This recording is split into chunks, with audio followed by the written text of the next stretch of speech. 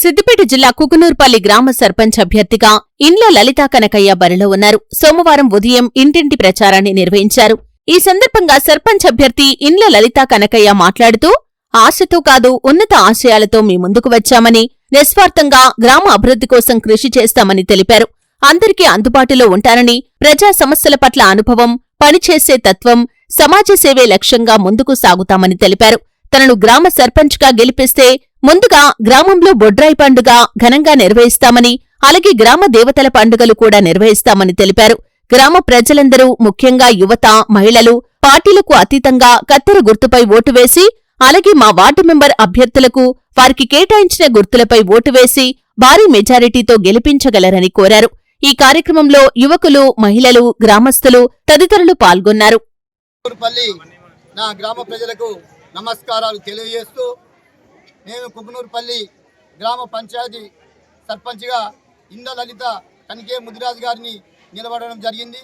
మా ప్యానెలు 12 మంది వార్డు మెంబర్లు నిలబడడం జరిగింది. కావున మాకు వచ్చిన గుర్తు కత్తెర గుర్తుకు ఓటేసి భారీ మెజార్టీతో నా కుకునూర్పల్లి గ్రామ ప్రజలు గెలిపించాలని కోరుతున్నాను.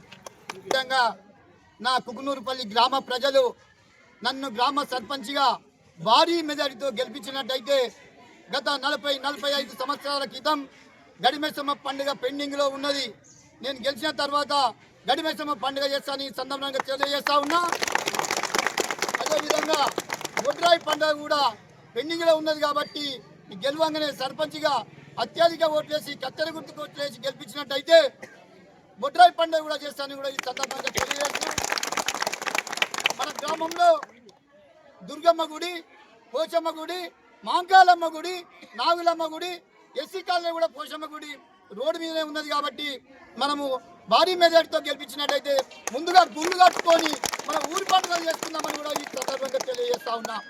ఇకపోతే గత 20 సంవత్సరాల కిందనే నన్ను నా కుకునూర్పల్లి గ్రామ ప్రజలు ఎంపీటీసీగా గెలిపించడం జరిగింది. ఆనాటి నుండి నా ఊరు కోసం, నా ప్రజల కోసం నిత్యం పొద్దు మాపు తేడా లేకుండా ఆపదికి సంపదికి మరి మంచి చెడుకు కూడా మీ ముందు ఉంటున్నా మీ అందరికీ తెలుసు.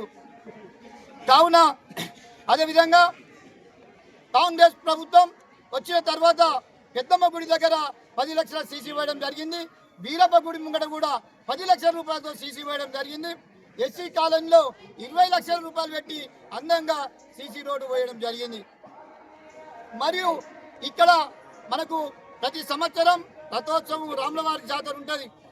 ఇక్కడికి రథం వస్తుంటే ఒకసారి పయ్యలన్నీ ఊసిపోయినాయి. రోడ్డు మంచిగా అని చెప్పి మన ముందున్నటువంటి రామాలయం నుంచి ఈ మహిళా సంఘం బిల్డింగ్ వరకు కూడా 14 లక్షల రూపాయలు పెట్టి కూడా మోడీ సీసీ రోడ్డు వేయడం జరిగింది.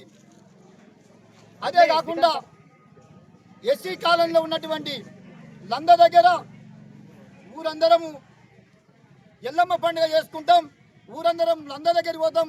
అక్కడ రోడ్డు సరిగా లేదు కాబట్టి కాంగ్రెస్ ప్రభుత్వం వచ్చిన తర్వాత 15 లక్షల రూపాయలు పెట్టి శాంక్షన్ చేయించడం జరిగింది. శాంక్షన్ కూడా అయ్యి మనకే కాంట్రాక్ట్ కూడా మనమే.